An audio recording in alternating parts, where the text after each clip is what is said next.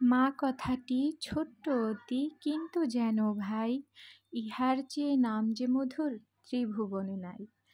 একজন সন্তানের জীবনে তার মায়ের গুরুত্ব অপরিসীম, এটা আমরা সবাই জানি। কিন্তু বাবার ভূমিকাও কিন্তু কোনো অংশে কম নয়। পারিপার্শ্বিক যেই সাপোর্ট আছে, এটা যদি বাবা ঠিকঠাক মতো একজন মাকে দিতে না পারে, তাহলে মাও কিন্তু তার নবজাতককে সঠিকভাবে পরিচর্যা করতে পারে না, তাই না? হুম।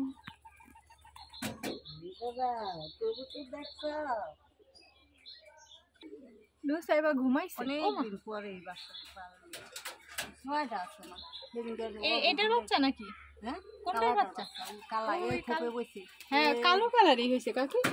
ওই কালা কালোই হয়েছে ওই যে। মনে হয় আবার ডিম পারবো দিকটা বসে নি আরেক খোপে জায়গা কবির তো আরেক খোপে আমি কি হায় বাচ্চা কি মরে গেল তো এই ডিম আছে আর? বাচ্চা একলা তুই এই হাসে ওই হ্যাঁ, ডিম আছে আর? ওই জারে এই জায়গায় ডিম আছে? ওই জারে ওহো, ডিম। তো এই ভিডিওতে আমি আপনাদের দেখাবো একজন মায়ের অনুপস্থিতিতে বাবা কিভাবে তার বাচ্চাদের ফিডিং করাচ্ছে, তাও আবার একটা কবুতর। কালাটা বই রয়েছে না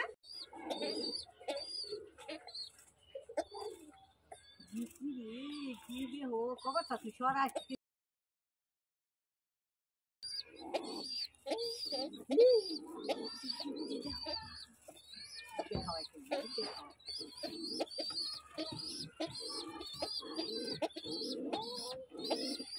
ওইটারে খাওয়াবে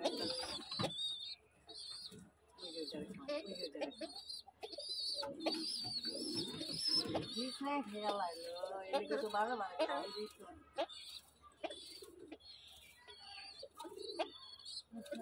যাই আপনাদের মতন দেখ ভাই এটা বাপ এটা মান মান কালাটা আবার ডিম পাই গেলে এখানে যে সাদা কবুতরটাকে দেখতে পাচ্ছেন, এটা একটা বাবা কবুতর।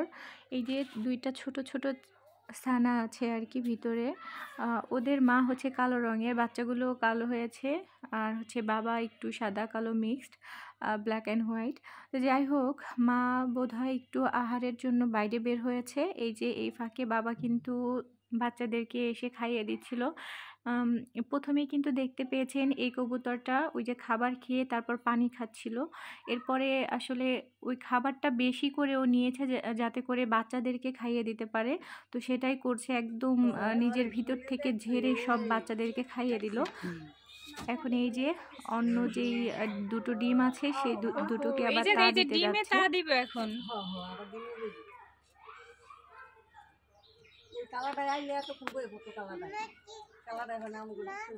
পুরো ব্যাপারটা আমার কাছে অনেক বেশি ভালো লাগলো, আর এখান থেকে কিন্তু অনেক কিছু শিক্ষণীয় আছে। বাবা মায়ের কষ্টটা আসলে এখান থেকে আমরা কিন্তু উপলব্ধি করতে পারি।